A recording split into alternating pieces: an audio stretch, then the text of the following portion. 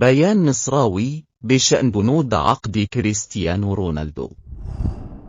أصدر نادي النصر السعودي يوم الأربعاء توضيحا بشأن حقيقة وجود بند في العقد المبرم مع الدولي البرتغالي كريستيانو رونالدو بخصوص استضافة المملكة مونديال 2030. وكانت تقارير صحفية قد ذكرت أن كريستيانو رونالدو سيضاعف راتبه مع النصر من أجل الترويج لعرض المملكة الخاص باستضافة كأس العالم لكرة القدم 2030.